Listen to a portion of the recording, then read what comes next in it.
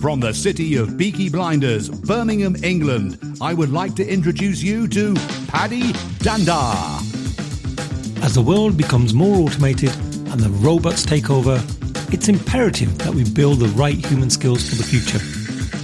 So pull up a chair, grab a samosa or two, and make yourself very uncomfortable.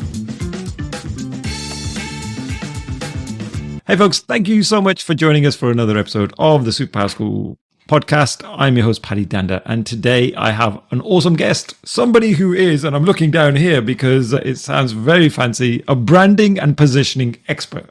And I'm going to ask him in a moment exactly what that means.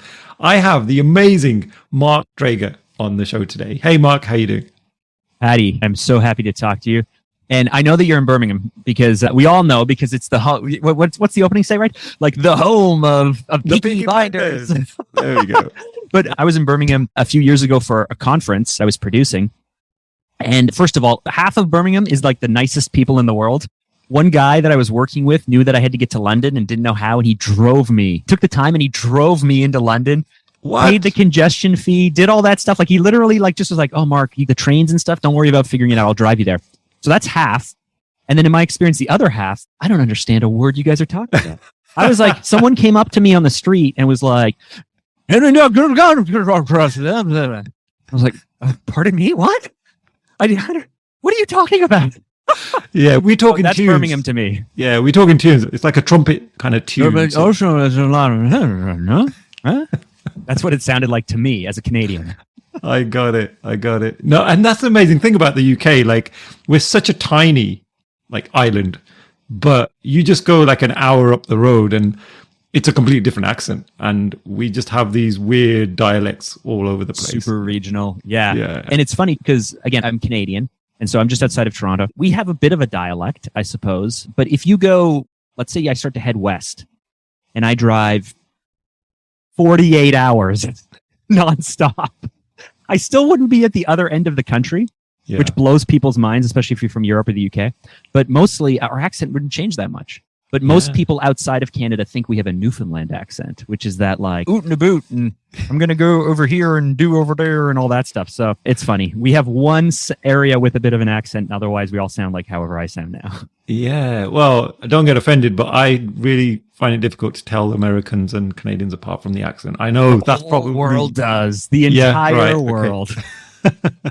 That's why whenever we travel, listen, I spend a lot of time in America. I have a lot of American friends. I really actually like certain parts of America. For all my American friends listening, certain parts of your culture, certain parts of everything I really love. The people are super nice. But when Canadians travel, we almost sound obnoxious because we want everyone to know we're Canadian. And we get that American. And we're like, no, I'm actually Canadian. And they lighten up. They invite you into their homes. They feed you dinner. It's so bizarre. You're so right. I have that feeling as well. I love Canada. I like America too. I do. But I like Canada more. I'm going to put it out there. That's the truth. It's the truth. Because we're part of the Commonwealth, right? We share, I was going to say Queen. Oh, my apologies. We share a monarchy, all of that stuff, right? You share a king now, don't you? King. I got to get used to that. Yeah. Yeah, I'm finding that difficult. Yeah. But anyway, right. We should really move on into the episode, shouldn't we? We've been talking about lots of accents and things. It's funny because actually what we're talking about is identity. Yeah. We're talking about identity. We're talking about, you mentioned that regionally you can go from kind of town to town, village to village, and yet little things change.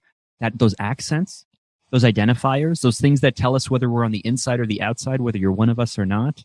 I'm talking about being Canadian versus being American. This is all identity. And earlier you said hey, you're a branding and positioning expert. That's all the same thing, right? This is what we're talking about. What type of language do we use? How do we appear? How do we show people that you're one of us, or how do we push other people away? At the end of the day, the work that I do, helping entrepreneurs or coaches or consultants and their companies be able to sell more, be able to grow their audience, make them look amazing, create amazing content, all of that stuff at the end of the day just comes down to exactly what we're speaking about, which is how do you look? What do you say? And how do you make people feel in order to influence them or persuade them? And so much of that comes to don't worry, you're one of us, or don't worry, we can help you, or don't worry, you can trust me, or don't worry, I know what I'm talking about, or whatever it is. And so even though we started talking about Birmingham and accents, It's actually on page with what we do, what I do all day, every day. Yeah, no, absolutely. I totally agree. And could you tell us, Mark, from your experience, why is branding, positioning so important in today's age? Because it feels like we're living in an age of everybody is very conscious about their image. We just see on Instagram, everybody wants to have a good picture. I see people taking selfies and they'll go, no, I'll do that again. I'll do that again. And it has to be right because they know it's going to go on Instagram. They know a bunch of people are going to see it. So why is this so important? Yeah. First, I'm going to answer that question. It's an amazing question and one we all need to think about, especially in the world today, right? The world is more competitive than it's ever been. And I have lots of data to prove why that's so. Everybody judges a book by its cover. And if anyone tells you otherwise, they're lying. Perception is truth. How people perceive you, their first idea of you, their perception, whether it's true or not, it's truth. Because if you think that I'm a fast talking, crazy shyster of a jerk, it doesn't matter that I'm a father of 4, that I've been with my wife for 22 years. I've run a company for 16 years. I think I'm a good man. I think I'm honorable. Like none of that matters if you think that I'm a jerk. I'm a jerk because you're never going to take the time to go any further. So there's some real hard truths that we have to face here. But before we get into any of that stuff, I just want to clarify that most people think of brand as a color or logos or a design or font. And each one of those things make up a brand, but they're not a brand. Other people think of like branding as like Coca-Cola or Pepsi or McDonald's or Tesla or something, like creating Super Bowl commercials or running a quote unquote like branding advertising campaign, right? If you're a business owner or if you're an entrepreneur or a salesperson, where we're just going to go ahead and dump money into more people knowing who we are. That's not what I'm talking about when I talk about branding. I talk about how do we proactively decide how we want to show up and connect with people, right? That to me is what a brand is. A brand is reputation. A brand is how you feel. A brand is what you say. A brand is your consistency. A brand is a lot of things. But for me, what we do is we try to turn it into basically a sales tool or a growth tool for you. So you can proactively decide which version of you shows up to a given situation, right? Like my brother is getting married tomorrow. And for anyone who's been a part of a wedding party or gotten married themselves, are you married, Paddy? I am, yeah. I've got a whole story on that. I'll share that in a moment. But yes, okay. Definitely married. So you got a story on that. So let me ask you, let's say when you're doing your stag do, and you're hitting the town in Birmingham and all that stuff, and you're doing your stag do with a bunch of mates. I imagine that your stag is going to be, your bachelor party is going to be a lot of fun, right? If this was a Hollywood movie, there would be like music pumping. There would be like women inappropriately taking their clothes off. Like if this was a movie, that's how it would be. Maybe yours a little bit tamer than that, but still, you're out having mine fun. Was very different. Yeah, for sure. Maybe you guys are having a chess match or something. For me, we went to like an all-you-can-eat buffet, and then went to a club or a pub and just whatever. That's a version of you, right? Like, and no one would argue with you. That's not you. Or you're there with your mates and you're having fun. And then, so my brother's bachelor party, everybody's out having fun. Well, tomorrow, let me tell you, at the church, when all of the in-laws are there, when the grandparents are there, when the pastor's there, when we're all standing in our suits, very different version of us is going to show up, right? But no one would argue that's also not us, right? That's also us. But we're not showing up bleary-eyed and overhung, like swearing in front of people and saying, "Hey, grandma," and making inappropriate jokes like we may with our friends. So on one end of the spectrum is this crazy fun version of us. And on the other end of the spectrum is the one where we want to be pretty respectful. And no one would argue that those aren't also us.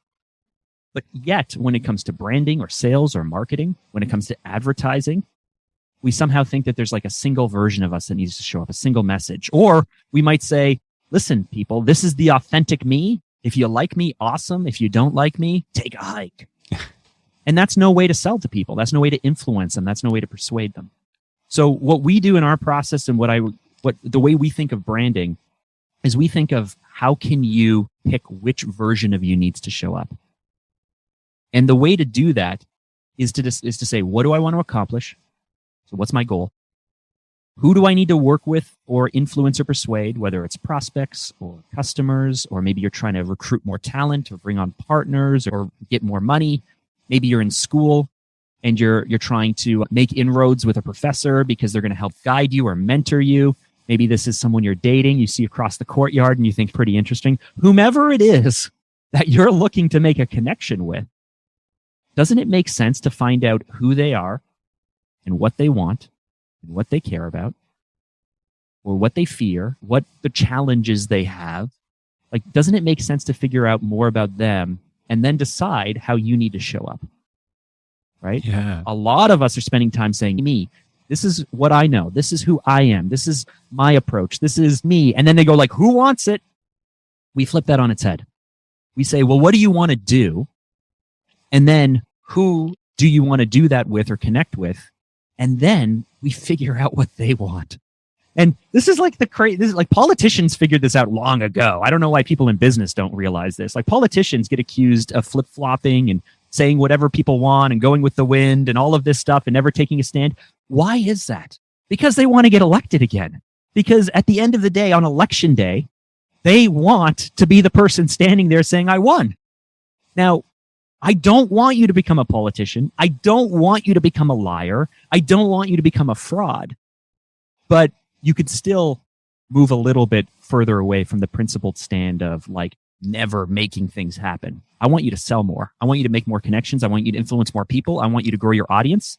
I want to take you to the next level. And the way to do that is to really get clear on what you want, who you're speaking to, show up the way they need you to show up. And then lastly, look at your competition or the market and look at what everyone else is doing and figure out, can you do it better than them or can you do it differently than them? If you follow those steps, what you want, who it is you want to speak to, and understand what they care about, and then do it better than your competition or in a way that's different than your competition, you literally, it's the simplest connect the dots approach to create something that's totally different, totally unique, and totally effective. So here's a really basic question, Mark, and I'm sure you're going to give me a really good answer on this one. But if it's that simple, why are people coming to you? Because it takes two things. It's easier with an outsider perspective. If you've ever given your friends relationship advice, but then struggled in your own relationship, you understand what I'm talking about. I have done this, hundreds of times, but we've been doing this work for 16 years. We've used this process to produce over $13 million in creative content. We have done this time and time again for some of the biggest brands. We've worked with NBA teams and we've done national television commercial campaigns. And we've worked with like solopreneurs, pre-startup, haven't sold a single thing yet, trying to figure out what to do next. So like the whole spectrum. And when I'm sitting across from you, like, Paddy, if we wanted to work through this, it would be so clear to me what you need to do and what the next steps are and how things reveal yourself. But for myself, I'm going to be honest with you. Like, I wish someone came along and did this for me. It's so hard without that third party perspective to be able to get the clarity you need to see what's really important and what's not important. So that's first. And then second, most people don't realize how much work it takes. If anyone's ever been into let's say therapy, right? Let's say you're having a challenge or a problem. I went and saw a therapist a few years ago because I was working through this constant fear, this constant worry, all of panic attacks, all this stuff. And then they were like, oh, you have anxiety. And I was like, no, I know I'm anxious. They're like, no, Mark, you're not anxious. Like you have GAD, you have generalized anxiety disorder. You have an actual mental health disorder. And I was like, oh, okay. But that took me weeks and weeks of meeting with them and talking with them and filling in this thing and filling in that thing. And I was like, this is so slow and this takes so long. And why do we have just give me the answer already? So the second reason most people don't do it, and I think this is amazing that most people don't do it. They're so focused on short-term results. They're so they keep asking me should I be on TikTok? Should we do advertising? What should we do for the IG? What should our YouTube thumbnails tactic? Everyone's so focused on tactic. They're so focused on short-term results. They're so focused on where can I put a tiny bit of money and then immediately get rich. The amazing thing is if you take the time to do this and dig deep, because no one else is doing this, it levels you up head and shoulders above the crowd. It's weird how you could put in the time, I could put in the time to therapy and get the answer I want. Or I can do all these short-term things. Should I get up? at 4:30 a.m.? Should I walk more? Should I have sunlight? Like I could do all these like biohacks to try and do it. Or I can put in the weeks it takes to figure out what's actually the challenge and then put in the work it takes to actually build something that will last a very long time. That is the same thing with your marketing, with your branding, with whatever it is you're doing. And then, so the first one, again, is that you don't have the perspective. The second is that most people won't do it. So when we start to introduce these concepts to people, they go like, oh, you're right. I should dig that deep. Oh my goodness. This just blew my mind. I wasn't even thinking that way. So it introduces all these new things. And then the last reason is the thing that I touched on. Everybody's focused on short-term tactics, right? Everyone would rather do like, if I'm going to spend the money on it, I want results within 3 months. I want those results in 60 days. I want to know that I'm going to get a guaranteed ROI on something, and I want zero risk, and I want zero things to go wrong. Like you and I were talking about podcasts before and how long it takes to grow an audience and grow a podcast. If you want to launch a podcast and you want to see results in 90 days, you've been doing this, man. You're going to be disappointed, right? Oh yeah. The funny thing there, Mark, is I sometimes reach out to guests and not every guest says yes. Not every guest is as nice as you who says, hey, Paddy, yeah, of course, I'm going to come along and we're going to have a conversation. Many of them will ignore my messages. That's fine. I get everybody's busy. But then the odd few will come back and say, how many followers do you have? How many listeners do you have? How many downloads have you had? And straight away, I know no matter what I say now, I'm done because I don't have the audience they're looking for. And so rather than giving them a number, I just say, I don't have many. I don't have many people. I do because I'm passionate about this. And I hope you're passionate about what you talk about. And that's why I want you to come on the podcast. And then most of them don't, right? And that's okay. But yeah, it's never been about the numbers. It's never been about the numbers. So it's not for you, but it is for them unless you give them another reason to come on. Yeah. Oh, help me out then. Come on, Mark. Let's do this. Yeah. Come on, give me some advice then. Let's have a branding conversation. Okay. Well, I mean, this has part to do with brand, but it's more about perception, right? So like I'm a branding and positioning expert, right? So now let's get into the positioning side of things. Yeah. So you always, I was speaking to a thought leader who's in London, and he's a younger guy. And I was like noticing that he was very optimistic and very hopeful. And he reached out to me because I had him on the podcast and he said, hey, I'd love it if you introduce me to people. And I said, great. Who? Like you said, introduce me to people. Give me more to work with. Who do you want me to introduce you to? And why am I reaching out to them? What value do you add to them? And how will you help their audience? Because frankly, you're a nobody. Yeah. I don't mean to be rude or to be mean. I'm not saying he's an amazing person with amazing skill set, with an amazing gift, but in the eyes of like hard numbers, in the eyes of like exposure, following, like these types of things, you're a nobody, right? So give me a really good reason. And he's like, I've got a great message and I want to serve. Okay, cool. But let's consider this, right? Like, so if you look up and look down, I was, so I'm a podcaster. I have a podcast, We Do Hard Things. My third podcast, I'm 7 years into this. I've been doing We Do Hard Things for 2 years. I've spent a lot of time around people who are way ahead of me. You know, like I have people on my podcast who have millions of followers. In May, I was helping out behind the scenes at Ed Milet's book launch.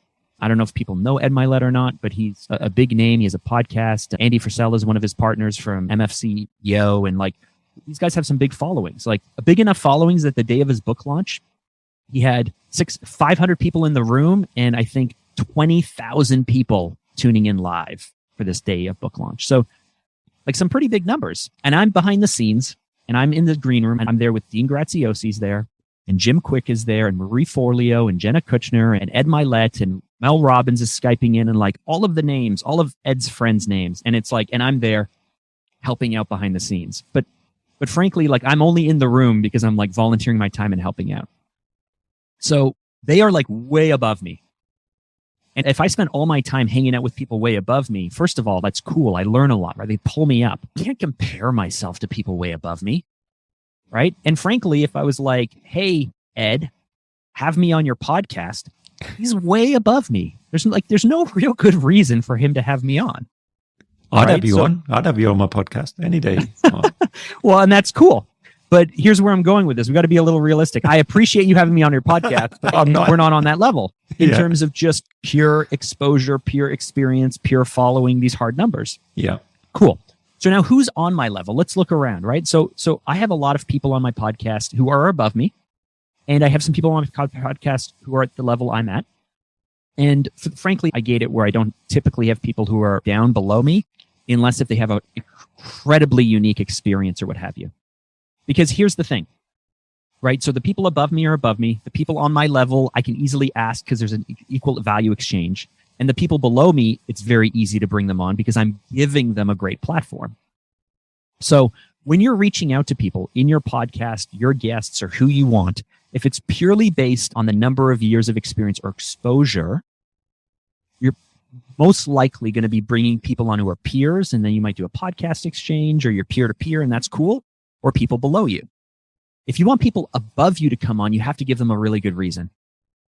And the simplest way that people look at it is like, I'm going to use number of downloads. I'm going to use number of followers as the benchmark, because if you have a lot of downloads or followers, you must have been doing this a while. You must be serious. You must have an audience. You must do something that's not going to embarrass me or look bad, right? Like they just use that as the like, I can trust this person. I know they're legit. I know it's worth my time. Out of all of the things I could be focusing on, I'm going to give you half an hour of my time. It's actually not typically about the exposure. It's not like they're like, I really need to make sure if I'm giving 30 minutes to it, 100,000 people are going to hear my voice. That's not it. It's more, they're so concerned with either wasting their time completely or being embarrassed that they use these metrics to prove that you're legitimate. So here's the thing. My podcast, 2 years in, does not have the strongest numbers in the world, but we get really big guests on. We get a lot of those people looking up. And that's because I spent time trying to figure out what could I do? What could I create with my show? What could I create with my podcast? What can I do? And I own a creative agency. I own a branding company. I own a positioning company. I've been in this industry for 16 years. I have a lot of resources and a lot of high standards at my disposal. And so what I wanted to do though, is I wanted to create a really high perceived value. So this goes back to me running my system. What do I want? I want more listeners and more audience and all that stuff for sure. But actually what I want is amazing conversations with amazing people who are above me, right? That's my goal. Great. Who do I want to persuade? Those people who are above me. So I got to figure out, what do they care about? What do they want? What do they desire? And then I look at the competition in the market to say, well, what are other people doing or not doing? And in this case, they're looking at downloads. They're looking at all these metrics. They're looking at all these things. And so I ask myself, what do I need to say? What do I need to look like? How do I need to make people feel? And for my growth strategy, and it's worked well for me, is rather than focus on the numbers, flip the script, change the conversation. Nobody asks us what our download numbers are because that's not the pitch. The pitch is, one, Mark is a really good host and you're going to have an amazing conversation. Okay, wow, I better live up to that. Like, I better get better. And if you go back and watch my early episodes, even though I was 5 years into podcasting, I was not as good as I am today. And hopefully in a year or two, I'm going to be even better. But one, it's like, you won't be wasting your time because out of this, you're going to have a really amazing, thoughtful, challenging conversation with someone who is very good. So that's pitch number one. And number two, we completely over-deliver on assets. We create, we want our YouTube show, which is our main show. And then we release audio, but we want it to look and feel like an ESPN television show. It's so well cut and it's so impressive and it's so tight. And we spend so much time trying to make people who come on look amazing, which is our value proposition. At my agency, it's like, we make you look good. At the end of the day, people pay us to make them look good. So you come on our show, we're going to make you look really good as well. And we're going to give you these assets. Now, if the person's above me, they love the conversation, that's cool. The assets, they're above me. They have a lot of people offering a lot of assets, and that's fine. But the last one that and the people beside me or the people below me, this is like over the top, right? If you're beside me or below me, the fact it's a great conversation, the fact that we're giving you all of these amazing assets, that's awesome. But for the people above me, we will do things like we'll guarantee viewer numbers, right? So we'll start an advertising campaign, and we'll specifically spend money on advertising to guarantee a certain amount of exposure for someone if that's really important to them. So far, we haven't had to make a guarantee yet in 100 guests, but we're willing to, and we've had some discussions on it. And then the last thing is really, it's just like, I don't know if there is, now that I'm talking this out, I don't know if there is even a last thing other than the combination of amazing assets. You're going to have a great time. You're going to have a great conversation. And I've had really big names, people who are way above me, actually, after the interview, ask if they can have the raw footage for their team, because it was such an interesting or unique conversation that I got them to say things or think of things or consider things that they haven't done in any other form. And they're like, I need to like pull out these things and share it with my team, or I need to take this thing and go ahead and spread it with the world. And when I hit that, it's just like, there's an exchange of value here, right? Like, I've just done something for you that other people haven't. And then we take that, and then we got to convince the next person that we're capable of that. And then the next person, you slowly stack your way up. So this was my approach, but this approach only came from me going, okay, I can't compete on numbers. I can't compete on downloads. I can't compete on experience. I can't compete on exposure. What can I give them? Go back to my goals, go back to what they care about, and then figure out a plan and then go all in on that. That essentially is what we do to help people, because every business is different. Every entrepreneur is different. Every opportunity is different. Every challenge is different. And we need to like run this strategy to figure out, okay, how are we going to win so we can go all in on something? Oh, that's fascinating. I'm mentally taking notes here. So thank you for sharing that. You can listen back. Well, yeah, there you go. But let me ask you. So what do you want? Like, what do you want? And who do you want to connect with? And how are you going to do that differently? Yeah. Well, my answer is probably going to sound rubbish right now because I haven't thought about it as deeply as I maybe should. But what do I want, or who do I want? One of the reasons I started the podcast was partly for myself. All right. I'm going to be selfish. Oh, yeah. Every podcast. Right. I started the podcast for myself too. Every podcaster starts, every artist creates for themselves first. Right. Every entrepreneur fills the gap that they see because they wish someone else had made what they want. Like if do not feel selfish for creating things for yourself, because that is how success actually comes.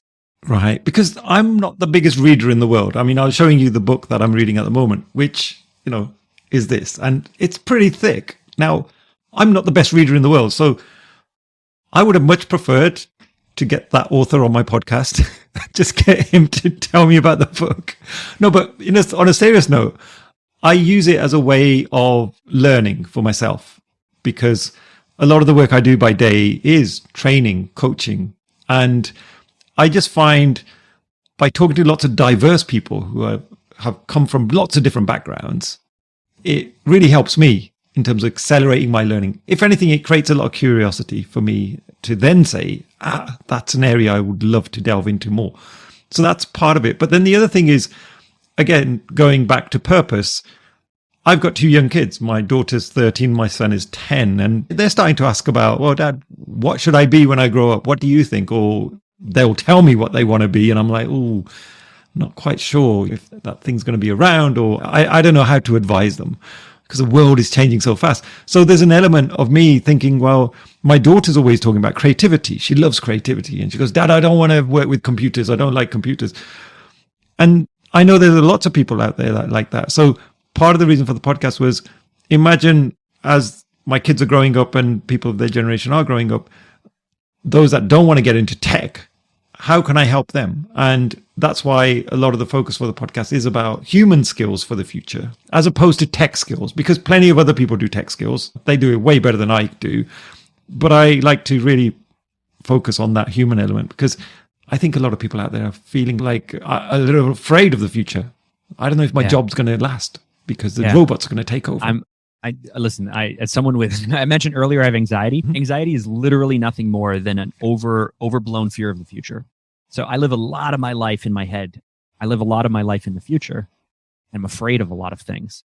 Mm-hmm. And so I think there are things that we need to be concerned with, but at the same time, they're so far outside of your control. Things have changed so much and will continue to change faster and faster. I had someone on my podcast, Jen Lim, who is the CEO and co-founder of a company called Beyond Happiness.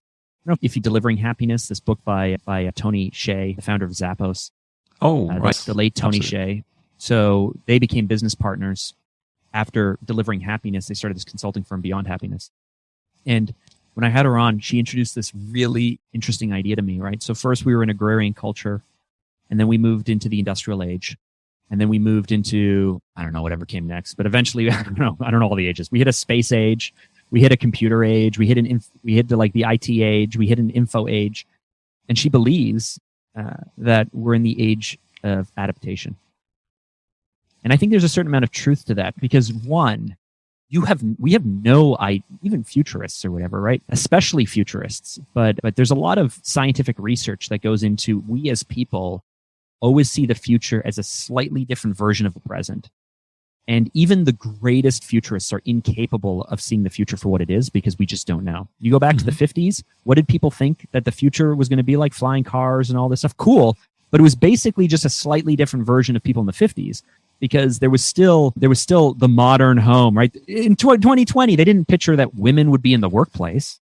They didn't picture that minorities would be able to have all of these civil rights breakthroughs. They didn't picture the wars that were going to take place or that computers would be in our world. Like what they pictured was what they could conceive of in a slightly different version of the current version of society. Yeah. So what you're worried about and what you're watching and what we're all thinking about is a slightly different version of what we imagine like today to be or tomorrow to be. It's going to be so different. We cannot comprehend what it will be like, but here's what we can do. We know that there are certain characteristics or skill sets that are always going to serve us. Hard work and learning how to work hard will always serve you. Sacrifice. So choosing not to indulge or give in now in order to put it off for tomorrow will always serve and help you. Well, what are some other characteristics of people? Curiosity will always serve you. Being willing to ask for help will always serve you. Being able to explain or write, share your ideas in a way that other people understand, right? So I have kids. I've got 4 kids ranging from 16 down to 8. And my wife is pretty traditional. Like she's pretty worried, like, oh my goodness, they struggle with math or they struggle with reading or they struggle with this or they're succeeding in these areas or those non-areas, but they're all like these very traditional type of metrics. And here's what I care about. Like, do they have a kind heart? Right? Do they have empathy for another person? Are they willing to work hard? Are they willing to sacrifice? Are they willing to do those things? Those are my values that are important to me. Are they truthful? And are they loyal? Right? Like, again, my values that are important to me. So I want my kids to have those values as well. But I do know that if I look back over my entire career, all of my breakthroughs were based on my character, not strategies or tactics. I'm going to say that again. All of my breakthroughs, all of my wins, everything that really succeeded came from my character, not strategies or tactics. Hi folks, sorry for the quick interruption, but before we continue with this awesome episode, I have a huge favor to ask. If you're enjoying these conversations and you're finding it's giving you value in your daily challenges, then I'd be extremely grateful if you could leave a short review and subscribe to whichever platform you're either watching or listening to this episode on. That's it. Let's get back into the episode. Fascinating.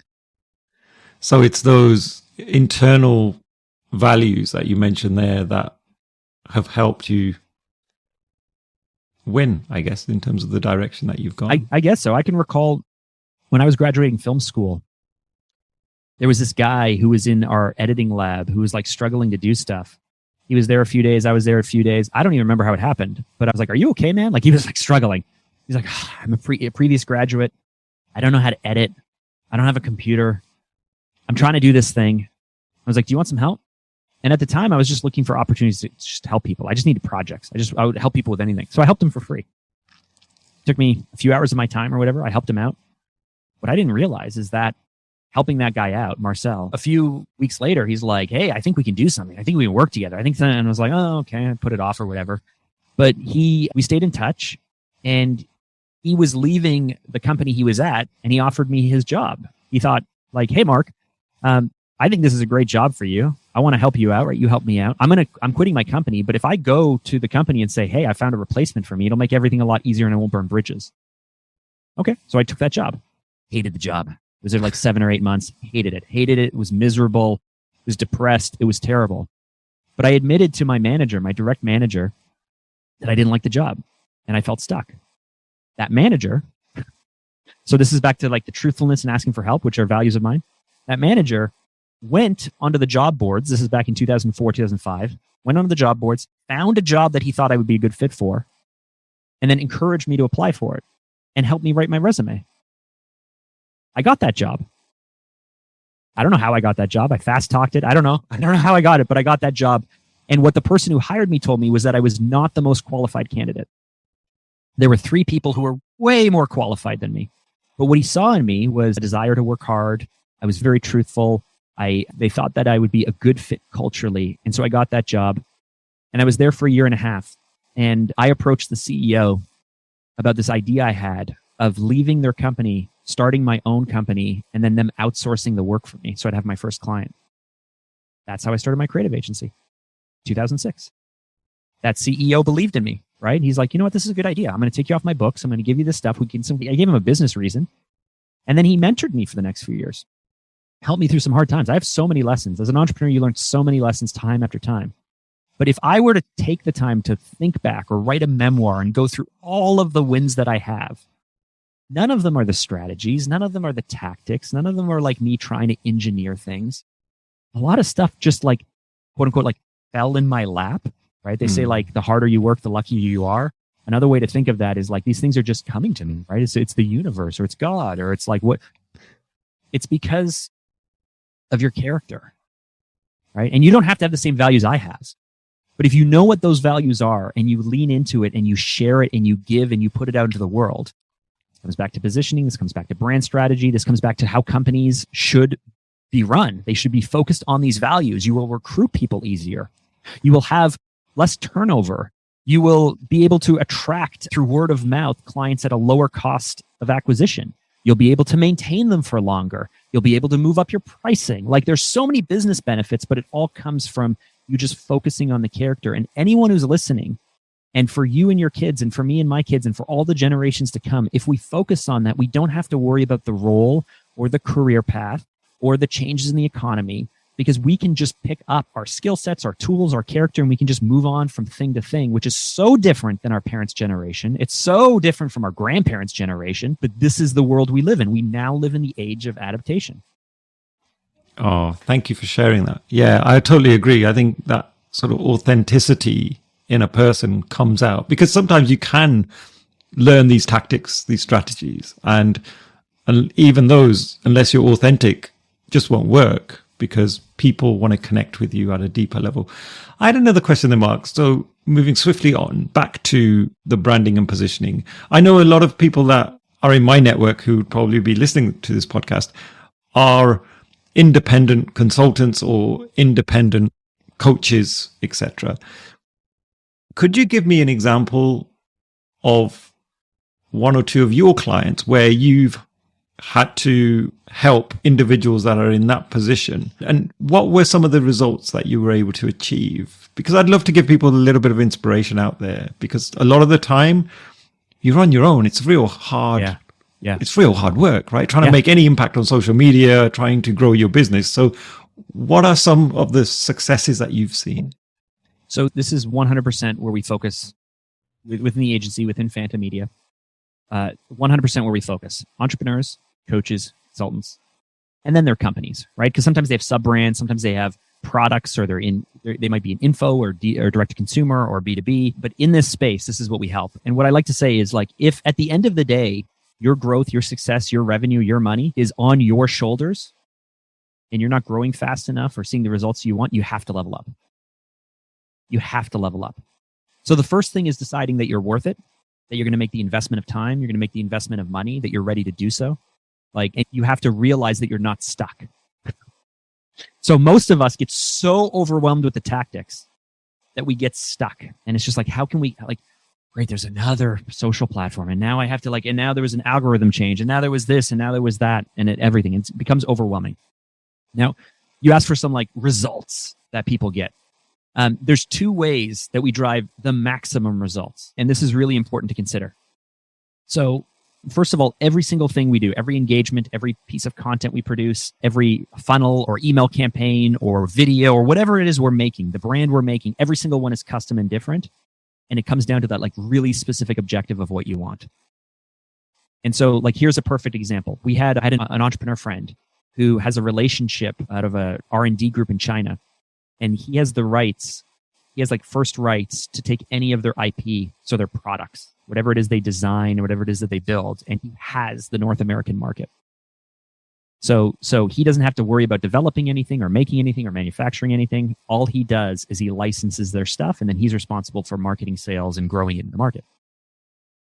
When he came to us, he said, hey, we have this really cool automated garbage can, like a household waste bin. And it's automated. So it knows when it's full. It literally cuts the seal of the bag, closes the bag up so you don't have to worry about anything, pulls a new bag down and changes itself, and it opens up the lid. And then when you take the garbage out, it just closes itself back up again. Really cool. They did this campaign in China. It was like super successful. And so we have, like, when he comes to me, he says, great, Mark, like, we now need to take this to the North American market. And so if we were doing this the old fashioned way, it'd be like, well, how do we sell a garbage can? But by us going through our process, what I asked him was, okay, so let's look at your next year, 2 years, 3 years. Let's look at your business plan. Like, what is success look like, and what is growth based on, and what's most important for us to achieve? And he said, as part of his business plan, he really wanted to get this in Costco and Walmart and Target in the US. Okay, so what do we need to do to get that? He said, I need to sell 30,000 units direct to consumer. If I can sell 30,000 units direct to consumer, I can prove that there's a market for this. And if I can prove there's a market, then I can get the distribution I need. Okay. How fast do we have to do that? 18 months. Okay. So just by clarifying that, like, I need to sell this way to these people in this amount of time, so that way I can go off and do the next thing, already helps us focus our entire strategy, as opposed to when he came to me and it's like, I got to sell some garbage cans.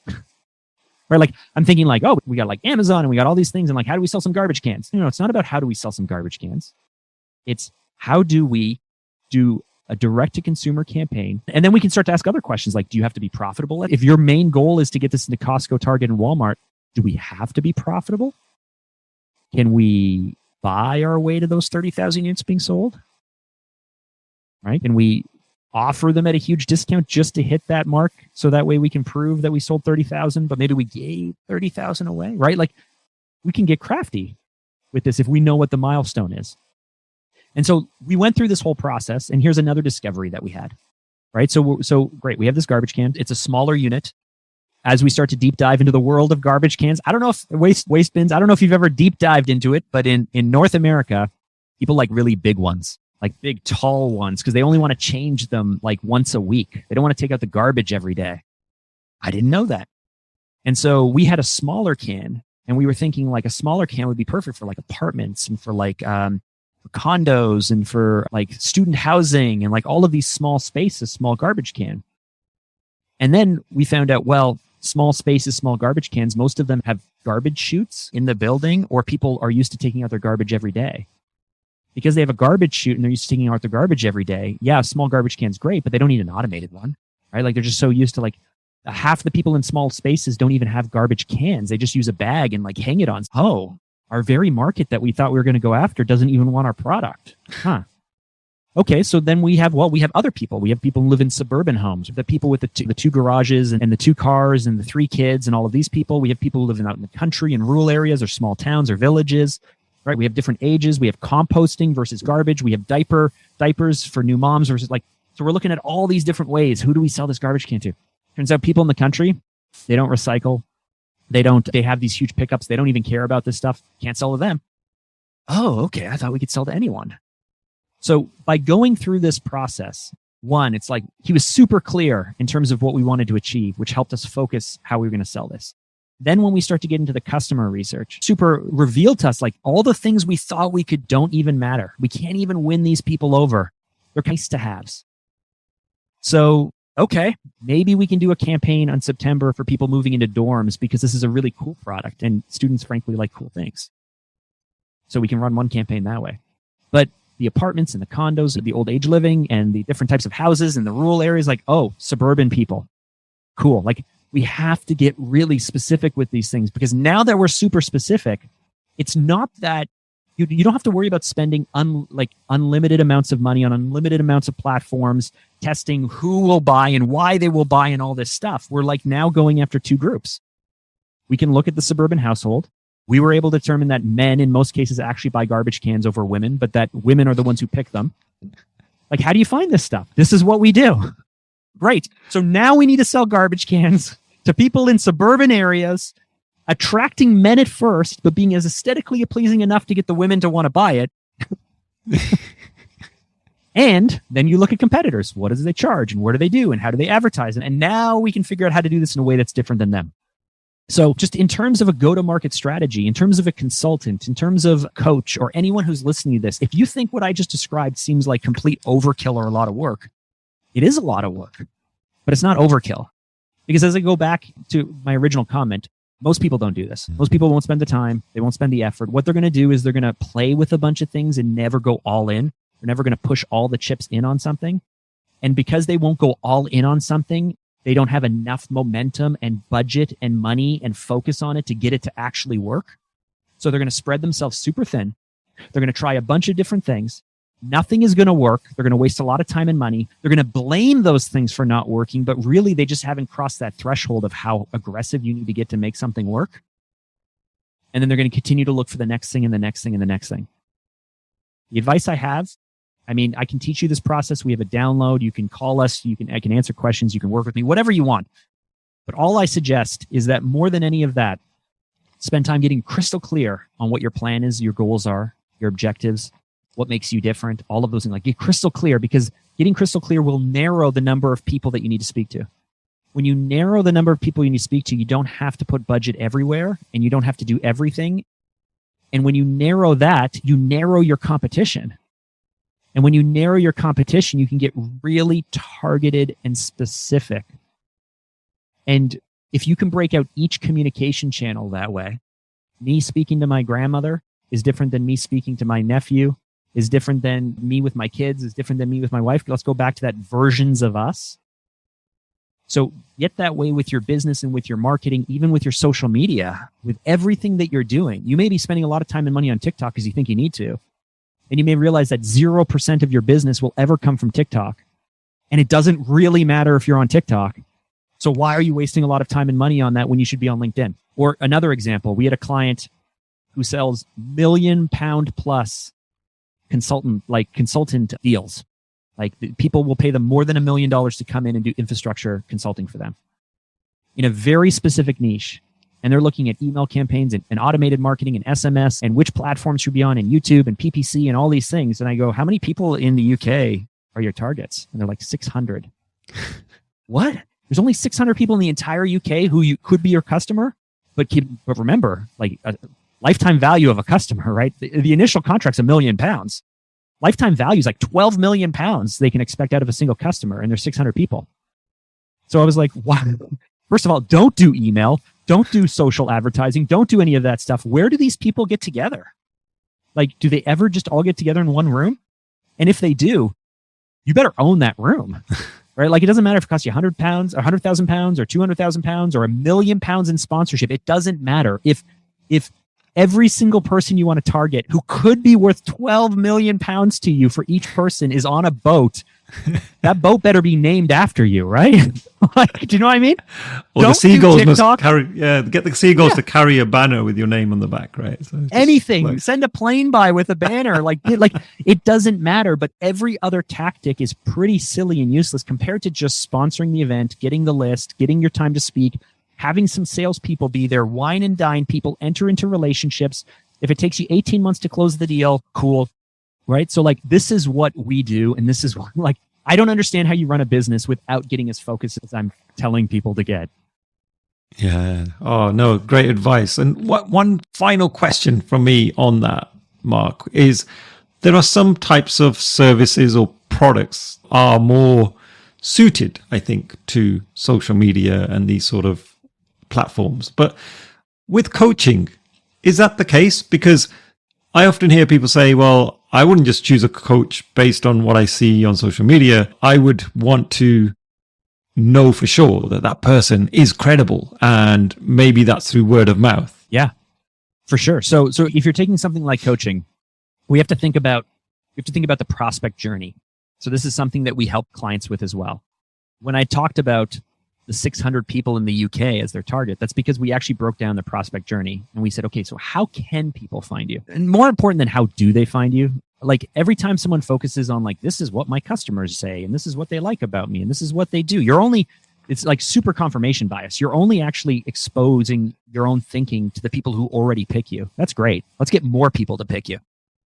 So how should people find you? And once they find you, right? So now they know who you are. The next step is, how do we get them to value what you offer more? And once they value what you offer, how do we get them to pick you over someone else who also does what you do? And then once they pick you, how do we onboard them in a way that avoids buyer's regret? And then once we've avoided that, how do we deliver an amazing service? And then how do we either retain them, upsell them, or encourage them to talk about us to other people and refer people in? Now, that's a pretty simple buyer's journey. It's a pretty simple funnel I just laid out for you. But if you're a coach, you have to think about these types of things. So how will people find me? Well, maybe I'll do collaborations with other people.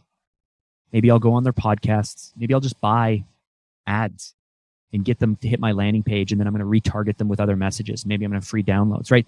So there's a whole bunch of like awareness strategies, and you can try a bunch of them, but I would treat those awareness strategies just like any other product or service brand, right? Because you're going to do something to get more people to know who you are. And then the next step is value what you offer, right? When we started my agency, it was just 100% focused on video. In 2006, video was shot on tape.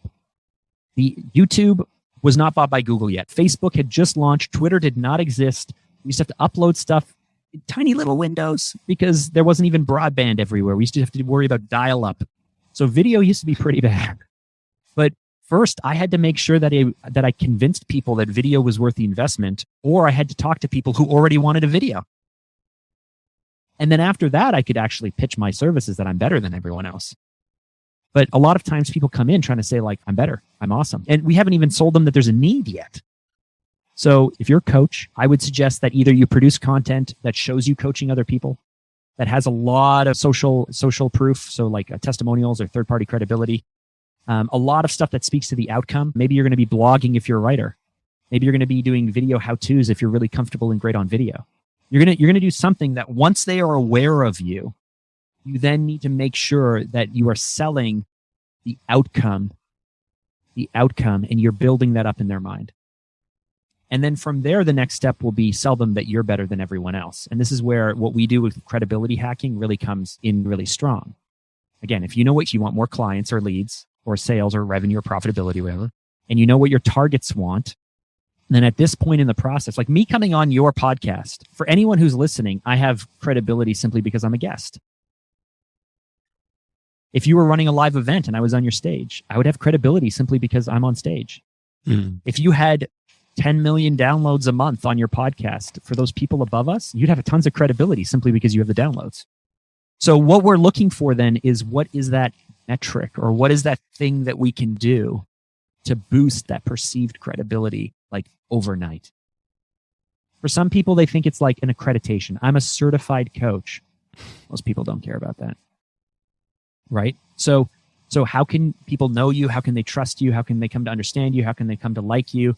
The easiest way to do that is actually just share more of you doing your work. Now, people are super uncomfortable with that, but start recording your coaching sessions. Start releasing them with the consent of whomever you're coaching, or start doing story breakdowns. Right? People came to me with this, and then they did this, and often what we're doing with people is like if you came to my corporate website or our website, and you wanted to see that we worked with the NBA and the Toronto Raptors the year they won the championship and produced a television commercial campaign for the year. If you went and watched that 30-second spot, or you looked at the digital designs and stuff like that, you're like, okay, they did it. But it doesn't share the story behind it. And so what we often do is we take projects or the work that we're most excited about and love, and rather than just say, ta-da, here's what we did, right? Like, we boosted sales. We launched this campaign.